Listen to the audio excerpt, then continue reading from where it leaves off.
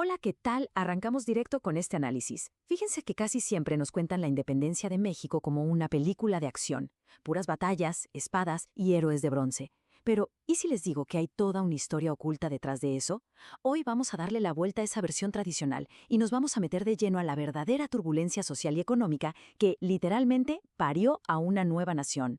Para entender cómo estaba el ambiente, quiero que escuchen esta frase de la época: los que nada tienen y los que lo tienen todo. Uf, durísimo, ¿no? Pero da en el clavo. Esa era la realidad de la Nueva España. Era un lugar forrado de riqueza, sí, pero construida sobre una base de desigualdad brutal. O estabas en la cima o estabas en el suelo. No había punto medio.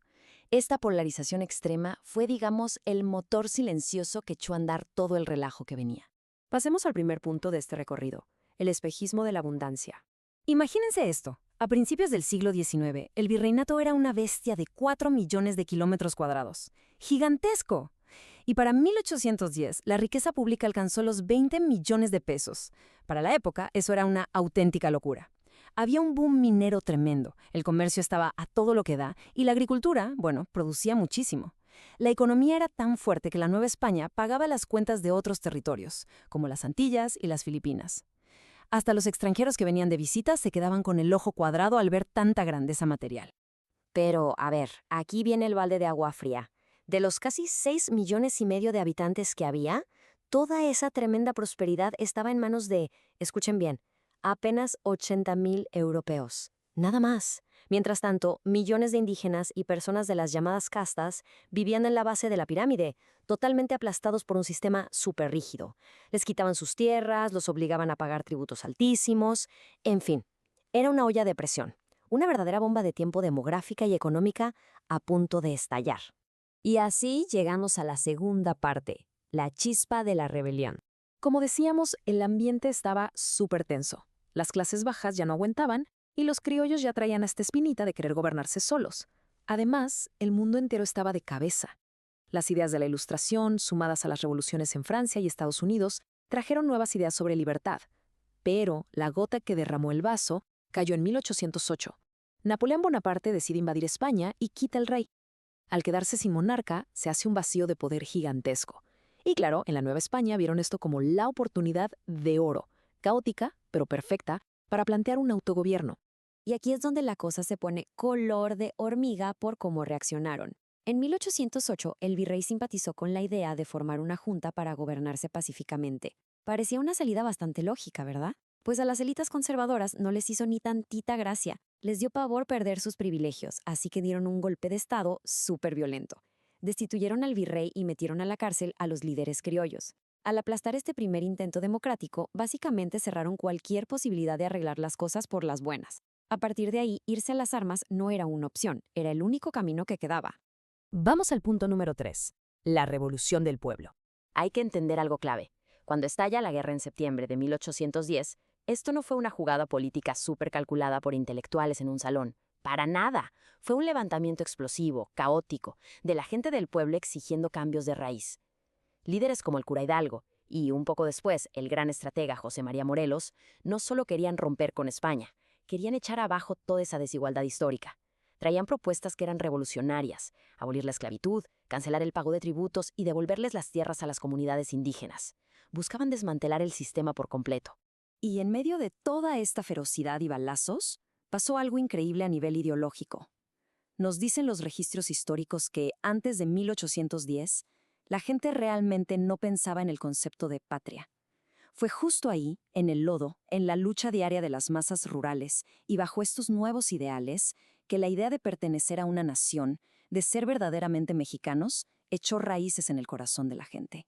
Es fascinante cómo nace la identidad en medio del caos. Lo que nos lleva a la cuarta parte de nuestro análisis, la alianza conservadora. Ahora, la historia da un giro loquísimo. Ya habían ejecutado a líderes como Hidalgo y Morelos, y el movimiento insurgente andaba algo debilitado. Pero en 1820, al otro lado del océano, en España, todo cambia. Los obligan a regresar a una constitución liberal.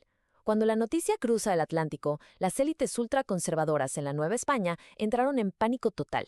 Les aterrorizaba la idea de que les aplicaran leyes liberales desde Europa.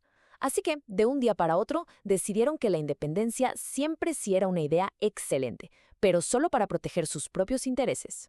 Entonces teníamos dos bandos con visiones que chocaban de frente. Por un lado, los insurgentes que quedaban peleando por justicia social, igualdad y tierras. Por el otro, la élite conservadora que buscaba mantener el status quo y sus privilegios intactos. Y aquí entra Agustín de Iturbide, un militar que se dedicaba a cazar insurgentes. Él hace una jugada astutísima y convence a Vicente Guerrero, el líder de la resistencia. Juntan a ambos bandos bajo una misma bandera independentista, aunque, seamos honestos, cada quien jalaba agua para su molino.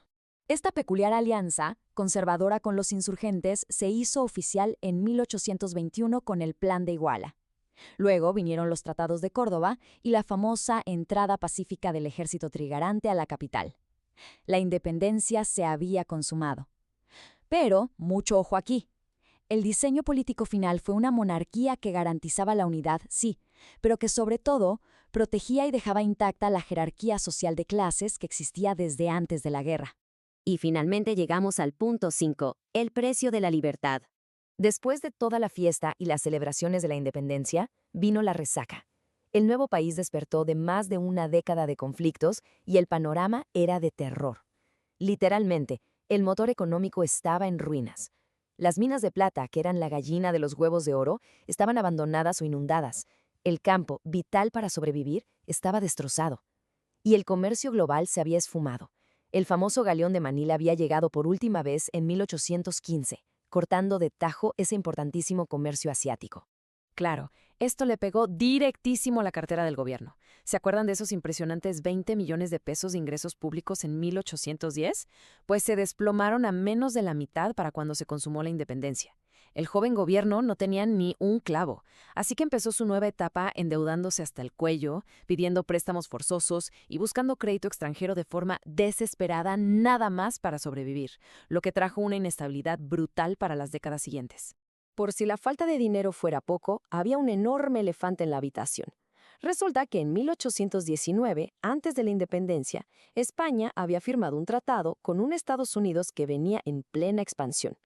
Ese acuerdo fijó fronteras muy estrictas en el norte, o sea que México ya nació con los límites recortados, perdiendo toda esa expansión norteña ilimitada del virreinato y dándose cuenta de que tenía a una superpotencia vecina respirándole en la nuca desde el día 1. Llegando al cierre de este análisis, es imposible no hacernos una gran pregunta. A ver, se ganó la autonomía política y la esclavitud quedó abolida. Eso es un avance gigantesco. Pero las clases altas siguieron dominando. Ese sueño de repartir la riqueza y la tierra que traían los primeros insurgentes se quedó guardado en un cajón. Así que, ¿ustedes qué piensan? ¿La gran revolución social que estalló en 1810 realmente terminó en 1821 con la independencia? ¿O acaso la independencia fue apenas el primer round de una larga pelea por la justicia social que México iba a seguir librando por todo el próximo siglo? Es algo que sin duda nos deja pensando.